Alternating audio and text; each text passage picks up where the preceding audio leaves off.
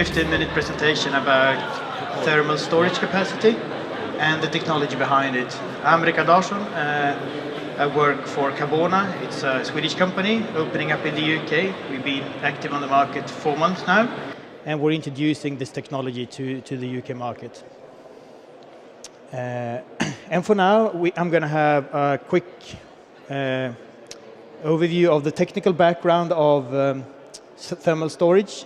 Just going to show you a quick overview of the energy flows in a normal building, how to use a time constant to operate a building rather than doing it in a quite traditional fashion. The balance temperature of a building, how does that work, and why do we work with a temperature span, temperature range rather than a fixed temperature as traditional BMS systems. And we're going to go through some practical examples of how this actually works in reality. Right, so what do we do? Back in the 70s, on the Royal Institute of Technology in Stockholm, there were two guys, Engelbrekt Isfelt and Mr. Bröms, and they started to look into the fact that buildings are heavy. They're not tents, they're actually made of brick, concrete, and quite heavy materials, and how does that impact the way that you should control a building? And what they found was that by allowing the indoor temperature to variate in a span, in a range, rather than have a fixed temperature, it's possible to save as much as 80% of the energy used for heating and cooling of a building. That's quite a lot. And what they found was that it's really important to look into the structure, like what the building is made out of. Is it a wooden building, is it a concrete building? And the fact that we shouldn't really control a building based on a fixed temperature, fixed indoor temperature. We should do it within a range. And they also found that we need to look into the time constant, the storage ability of various building materials, because it's very, very different. And all that is boiling down to there needs to be a new methodology on how to control buildings. That was what they found, and this was 1972. So, I mean, the industry is not the greatest of industries to pick up new thinking. So what Kabona did in the 90s and early 20s was to try to make this into like a practical way of controlling a building.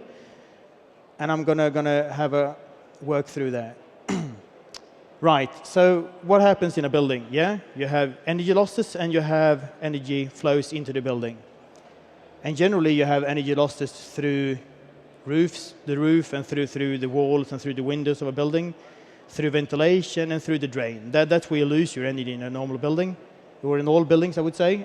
And the energy flow into the building, that's the energy you purchase.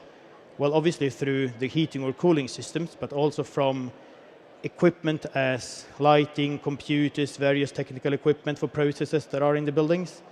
And then you have free energy, which you not purchase. That's from us. We generate a lot of energy, just the people in the building. And you have energy from weather conditions as sunshine, and you have chill effects from wind chill effects on buildings. And all that boils down to that quite often in buildings you do have excess heat. In an office environment, you generally have to cool it because you have too much heat in the building. What we do is that we take that heat and we store that into the walls, ceilings, and roof, and then we take it back when you should have balked energy rather than the stored.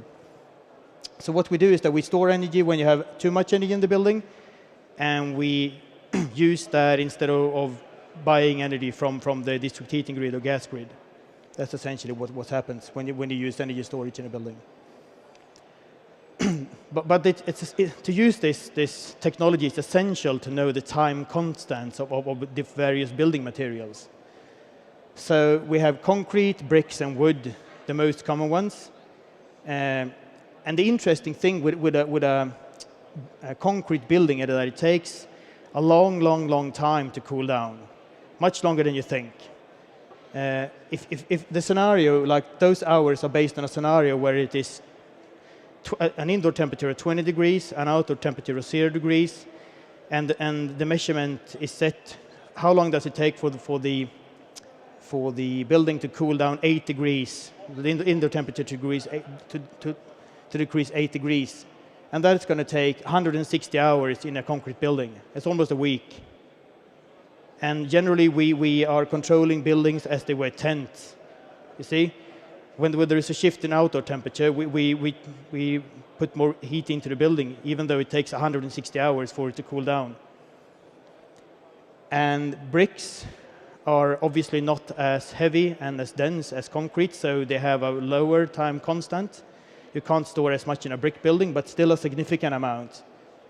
When it comes to wooden buildings, you would have thought it's impossible, but actually well-built wooden buildings are possible to work with. Sheds are not. But I mean, actually, I live in an old wooden building in Sweden, and it has about a time constant of 48 hours. It's pretty geeky to know that, but yeah, I do know that.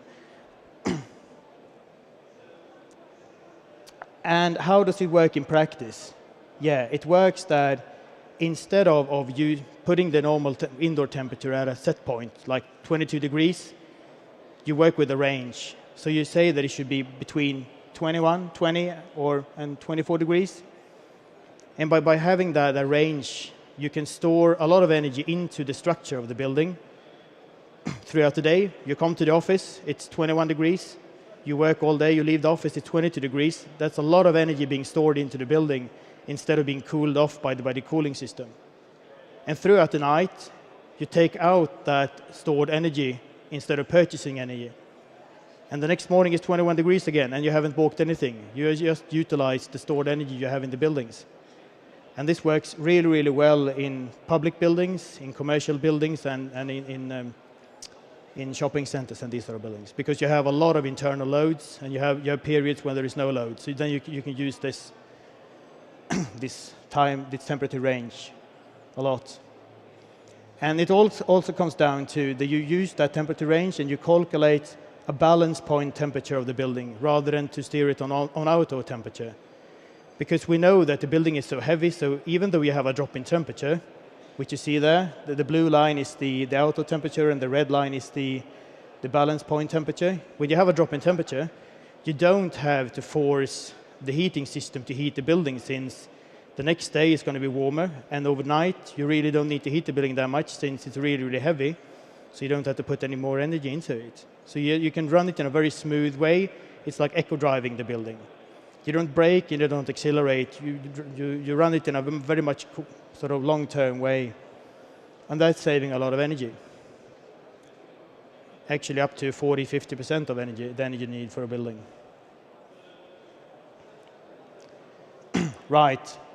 So is this actually true or false? Like, what do we see in reality? This is the theoretical part of it. The theory states that you should save a lot of energy from using this sort of technology. And what's happening in real life? I have actually 4 real-time examples.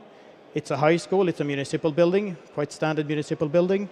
It's a clinic, and there are 2 commercial buildings, 1 office, and the railway station.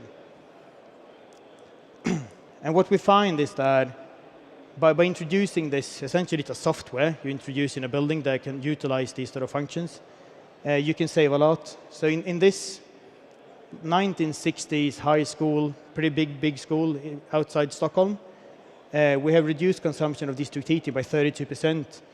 And just to explain this power signature, every dot there, that's the average power usage over 24 hours. So we can see that at the same outdoor temperature, let's say 5 degrees, minus 5 degrees, you have a usage of 15 watts per square meter, like a power need of 15 watts per square meter one day. And the other day, it's almost 35 watts per square meter. And the difference is the stored energy in the building, the fact that it might have been a sunny day, so you got a lot of free energy, the fact that there might have been a lot of pupils, like of students in the building, they actually released a lot of energy. There might have been equipment producing a lot of excess energy. And we used all that to not purchase energy from the district heating provider. And moving even further to a clinic, a brand new house, it's built 2013 in the city of Jönköping, which is an average size Swedish city. they were actually having issues with the installed technical systems in the buildings because they didn't have a pleasant indoor climate, which meant that there were a lot of draft, there were a lot of forcing of systems, a lot of ventilation and cooling going on. And by introducing this software, this product, we were able to eco-drive the building to not force the various systems a lot and to get a very pleasant experience for the staff working in this building and reduce energy consumption by 46%. And this is only the demand for heating. The cooling saving was the equivalent. This is an interesting one. This is the consultancy firm WSP's main office in Stockholm. It's a very, very big building. It's a concrete and glass building built 2005, I reckon. It's about 10 years old. And here, the heating and cooling system was obviously running against each other, not at the same time, but over 24 hours. During the day, they were cooling the building a lot, and during the night, they were heating the building a lot. And by working with a temperature range, we managed to decrease the indoor temperature problems, because they were getting a lot of complaints from staff here as well. We managed to decrease heat consumption by 55%, which is way further than we thought we would do.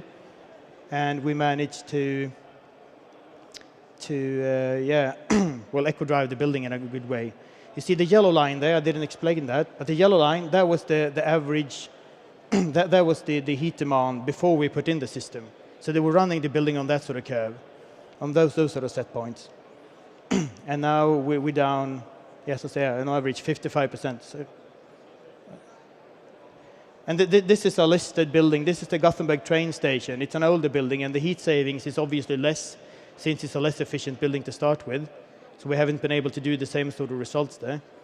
But it's a brick building with some concrete bits, and you see that the graph shows that we're actually putting in some extra energy when it's really cold, because the building didn't really provide a pleasant indoor climate in the past.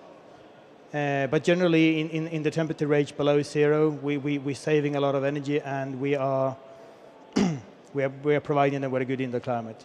So to conclude, yeah, it actually works in most cases. In some buildings, we shouldn't do it, but in a heavy building with a decent indoor like free load, yeah, it's a really good thing to do. And when we look at the UK building stock, we looked into various different markets, and the UK buildings are fairly well built.